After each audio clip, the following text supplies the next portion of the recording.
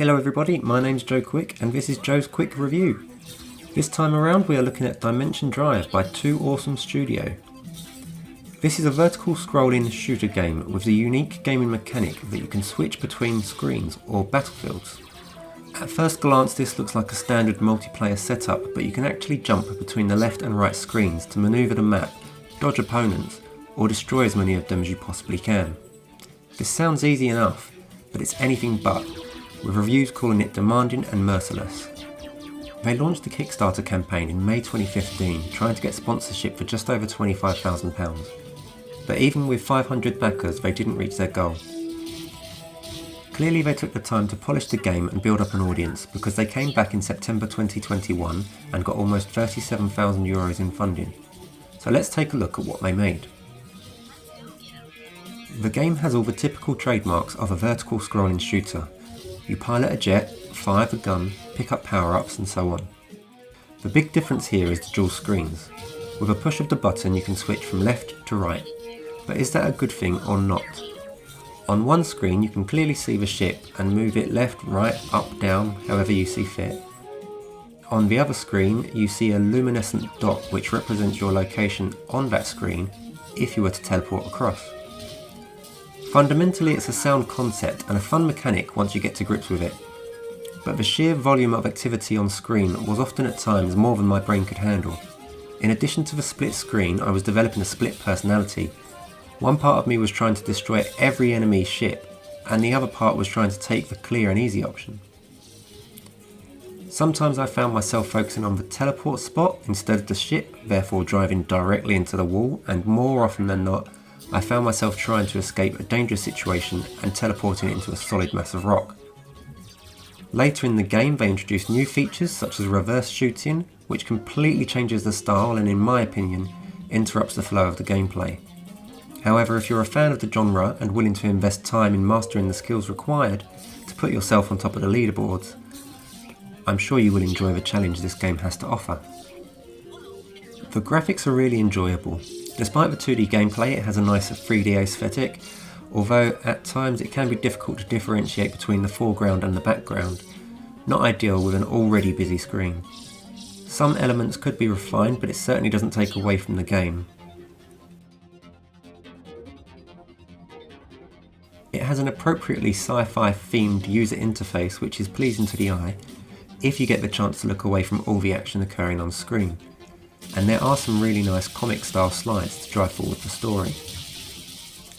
There's not much to talk about in terms of animation, but the ship knocks left and right nicely as you turn, and the other ships have some moving elements to help bring them to life. Understandably there is a higher emphasis on the special effects and lighting, which they've done a really good job on. Now let's talk about the story. I know that there is one, but I couldn't tell you what it's about. We're introduced to the game with a nice opening cutscene explaining that these aliens are storming through the universe, destroying everything in their path. We find out they're searching for something, plot twists, big surprise, we saved the day. I sat through the cutscenes mostly to appreciate the artwork, but there was nothing captivating about the storyline. The I am your father moment felt a lot like, yo man, yeah, I'm your father, what do you want for dinner tonight? That's not to say the story isn't good, I just feel like it was missing something in its delivery, or possibly the gameplay itself was too fast paced for a much slower delivered plotline. You do have the option to skip through the cutscenes, so it doesn't impact you if you're just in it to kill the bad guys and save the day. If we take a quick look at the user interface, it all fits in nicely with the theme of the game. The menus are easy to navigate. New ability unlocked. In-game we have markers for checkpoints and boss fights. Collectibles are highlighted nicely in a sphere, and we can keep track of our shields and data cubes at the bottom of the screen, in addition to our lives in the middle. You start with 3, but when you lose them all, it's back to the start of the level. At the top of the screen we have an energy bar. The energy depletes as you fire your weapon, and this can be restored by either switching screens or collecting green energy drops from ships you destroy. Finally, top centre we have a current score and our multiplier. Destroy a ship, it adds to the multiplier. Get hit, it resets to 1. This all works nicely, but it's not well communicated, Until the later stages of the game, I couldn't tell you how any of that worked. My logic was simple: hit the bad guys, don't get hit myself. But it's important to know that your health is represented by the shields.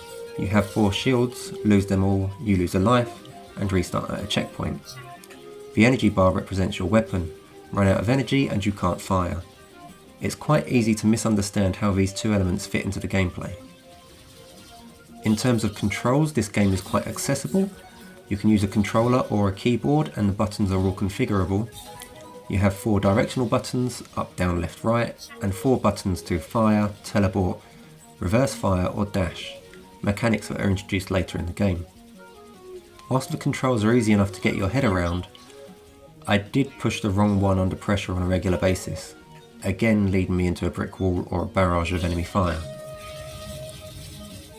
If you're a fan of multiplayer, you'll be pleased to hear the game does allow for co-op play, which may make things a little bit more manageable as you can each monitor one side of the screen.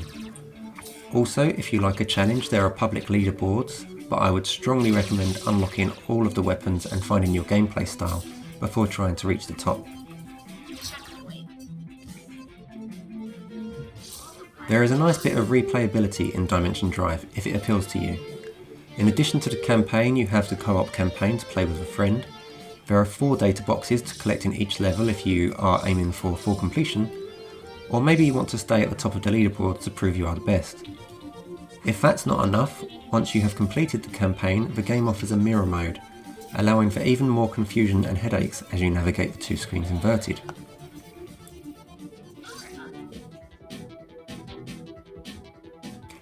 They've created a great soundtrack to complement the game. It has that fast beat to keep in sync with the gameplay, and that synthesizer acoustic we've come to expect of anything and everything sci-fi.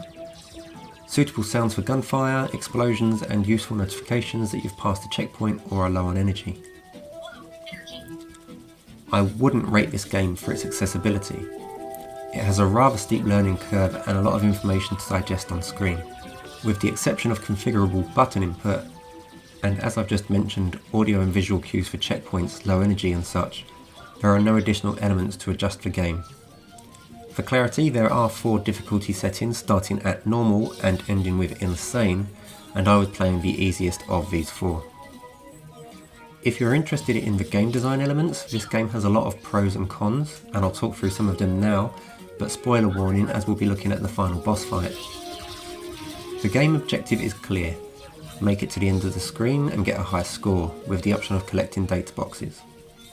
The core concept of the split screens and teleportation is a lot of fun once you get used to it, and I was fully immersed in the game for the first 5 or 6 levels.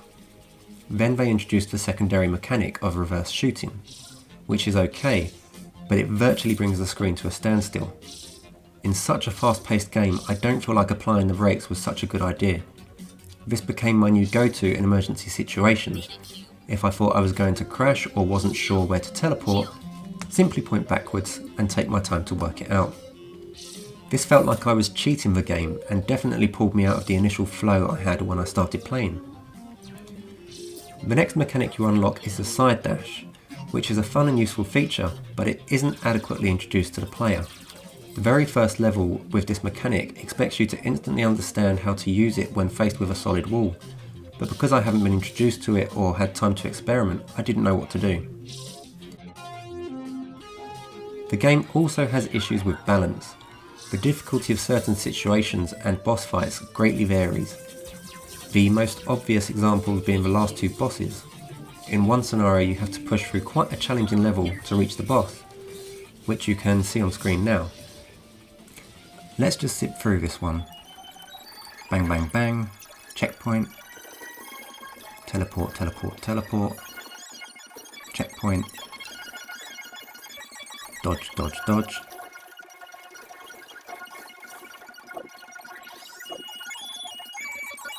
Still going.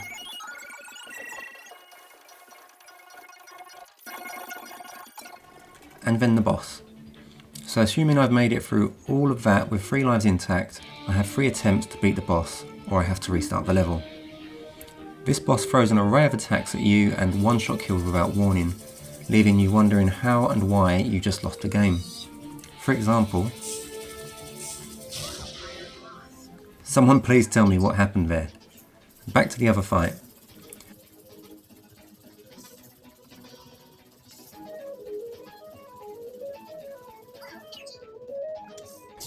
These will kill you instantly.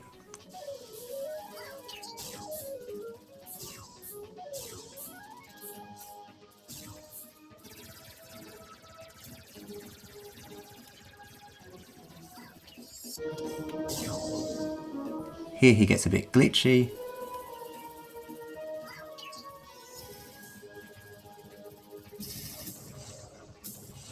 And then they're defeated.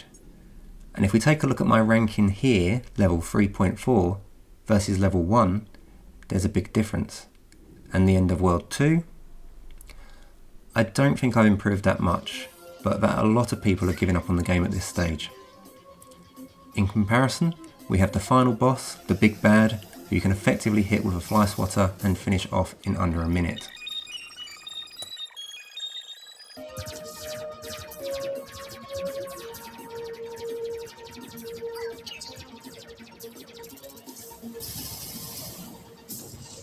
And that's him beat.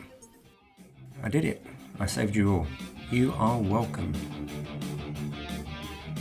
As a final verdict, the game is enjoyable but challenging, often frustrating, but easy enough to pick up and play for 5 to 10 minutes. Dimension Drive is currently available on Steam, PlayStation, Nintendo Switch and Xbox, so go and check it out if I haven't scared you off. That's it for this review, so keep gaming and I'll catch you next time.